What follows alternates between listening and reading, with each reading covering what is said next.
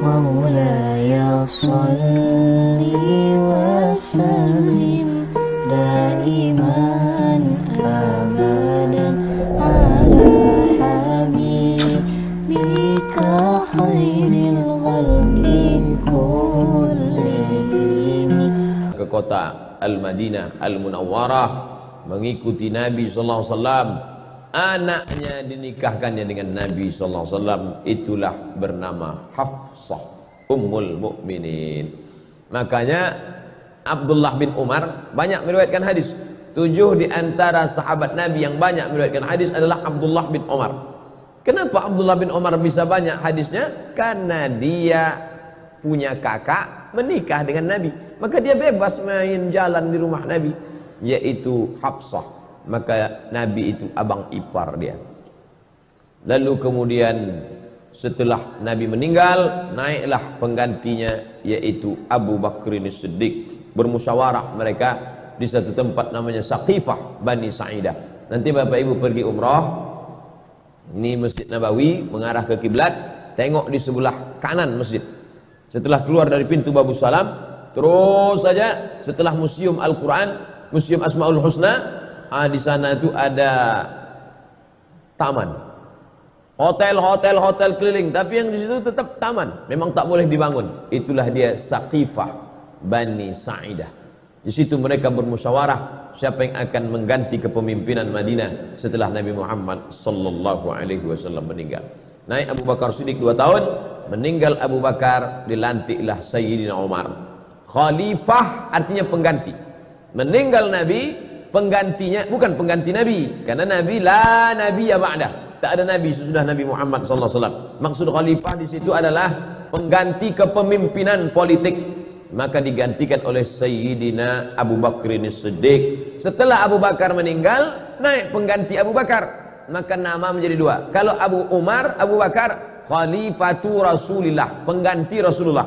Ketika meninggal Abu Bakar, naik Umar, namanya terlalu panjang, Khalifati Rasulillah, penggantinya Rasulullah. Maka ini namanya tidak menarik. Masa namanya siapa itu? Khalifahnya Rasulullah. Nanti kalau 3, Khalifah Rasulullah. Maka muncullah nama baru, dia dipanggil dengan Amirul Mukminin. Dialah pemimpin pertama yang dipanggil dengan Amirul Mukminin, Umar ibn Khattab. Kalau Khalifah, Abu Bakrin As-Siddiq. Amirul Mukminin, Umar bin Khattab. Di masa pemerintahan Umar bin Khattab muncul ijtihad baru. Pertama, dibentuknya syurtah, polisi. Pada masa Abu Bakar tak ada. Pada masa Umar, situlah ada kepolisian kota Madinah Al-Munawwarah. Pada masa Umar bin Khattab, tentara dikasih gaji bulanan, rawatib namanya. Sebelumnya tak ada. Sebelumnya kalau perang, habis perang baru dapat harta rampasan perang, ghanimah namanya. Tapi pada masa pemerintahan Umar digaji pokok. Perang tak perang, pokoknya dapat. Itu pada masa Umar bin Khattab. Pada masa Umar bin Khattab dibangunlah rumah wakaf. Sebelum itu tak ada. Sebelum itu Baitul Mal saja, tapi ini khusus dibuatkan rumah wakaf. Pada masa Umar bin Khattab pula dibangun diwan. Diwan itu kantor. Sebelumnya tak ada kantor. Zaman Nabi tak ada kantor. Zaman Abu Bakar tak ada kantor. Setelah itu pada masa Umar bin Khattab ada kantor administrasi negara. Tertib administrasi. Ada berkas-berkas, ada pegawainya, ada karyawannya, ada gaji tetapnya. Dan pada masa pemerintahan Umar bin Khattab, Islam tersebar. Makkah di tengah, di bawahnya Yaman, di atasnya negeri Syam, Suriah, Lebanon, Palestina, Yordania.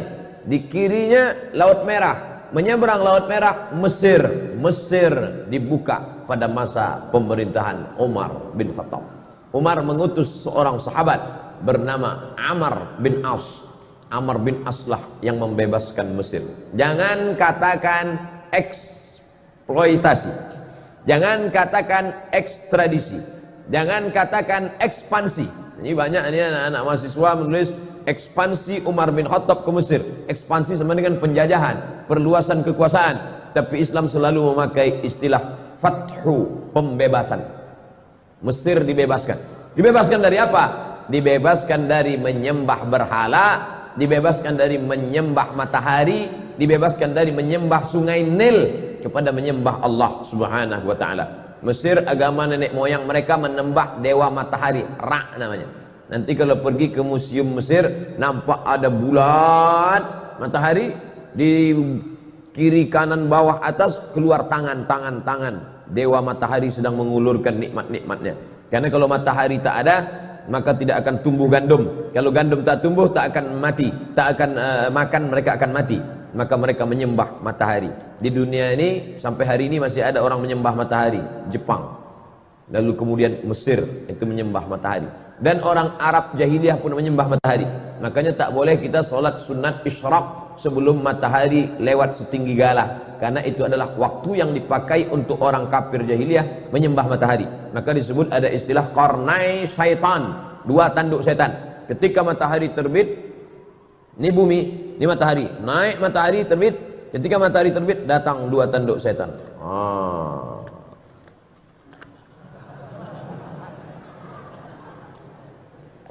Alhamdulillah kita tak ada menyembah matahari lagi. Buya Hamka dulu pernah dipaksa untuk menyembah matahari.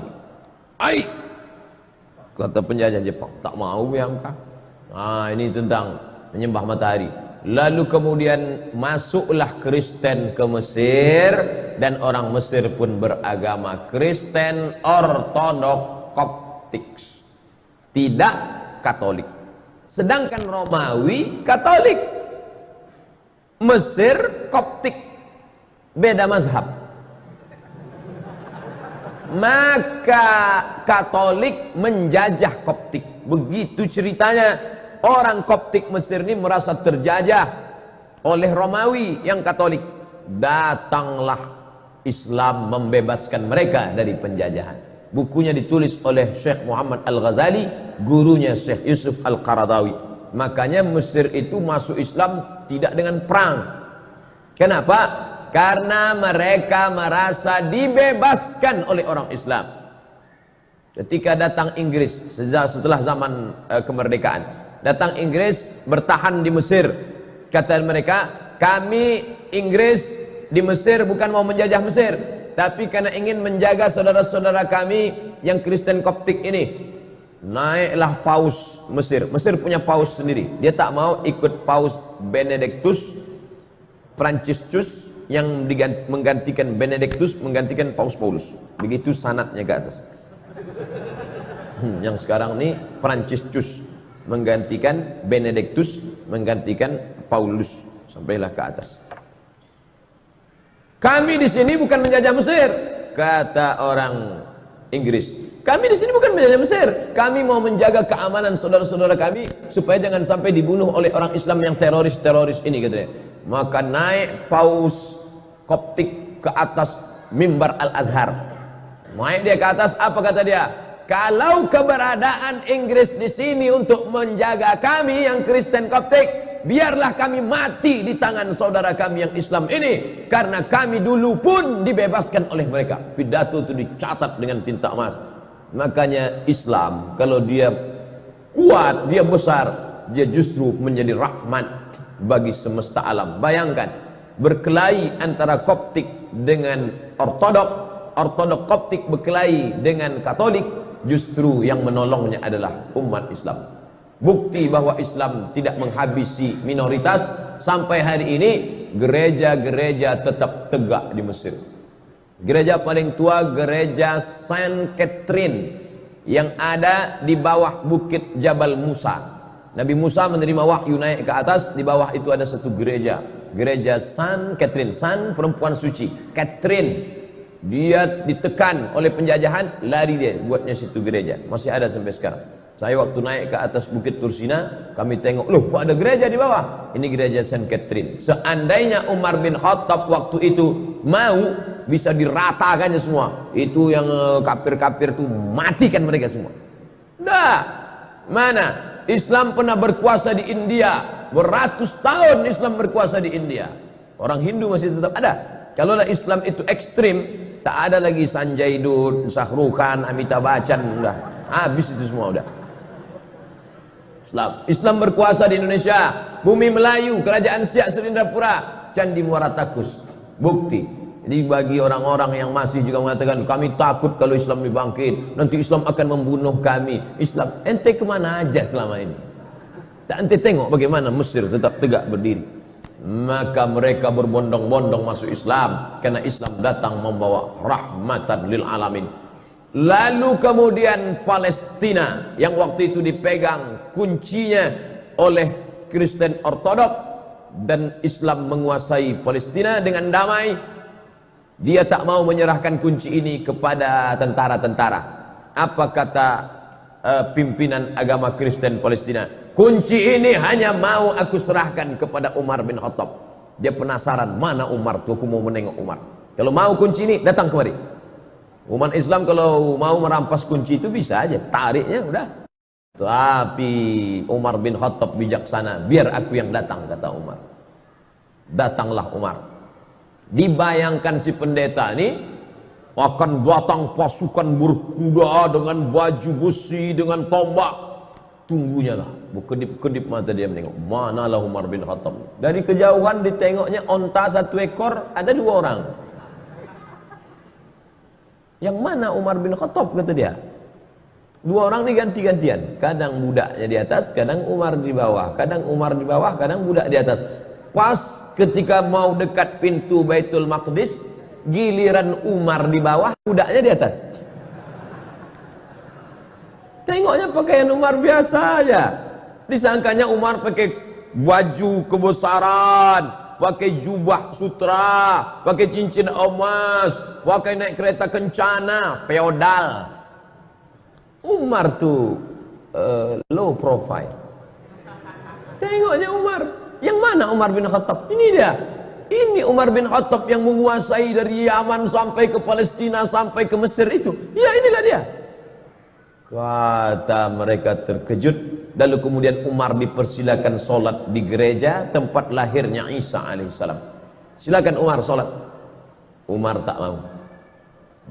Solat dia di depan gereja. Ini gereja, solat dia di depan gereja. Selesai dia solat, orang bertanya, kenapa kau tak mau solat di dalam gereja itu Umar? Nanti kalian tengok. Sekarang barulah orang terkagum sama Umar. Kenapa? Bekas sujud Umar solat itu, itulah didirikan masjid sekarang, namanya Masjid Umar bin Khattab, berhadap-hadapan dengan katedral kelahiran Isa alaihissalam. Bayangkan kalau Umar bin Khattab solat di gereja itu, apa yang terjadi? Rata gereja itu jadi masjid. Tengok Umar bin Khattab bijaksana. Begitulah dia. Tapi ada satu api dalam sekam, sakit hati dia. Siapa dia? Ketika Umar bin Khattab membebaskan Persia, Makkah di tengah, Yaman di bawah, Syam di atas, Mesir di kiri. Di kanan ini ada Persia. Persia lebih kuat daripada Roma. Makanya dalam Quran ada suatu surat namanya surat Ar-Rum. Ghulibatir Rom. Bangsa Romawi pernah kalah. Siapa yang mengalahkan Romawi? Persia. Persia paling hebat. Dan Persia dikalahkan oleh Umar bin Khattab. Maulaya salli wa sallim daiman abadan ala habibika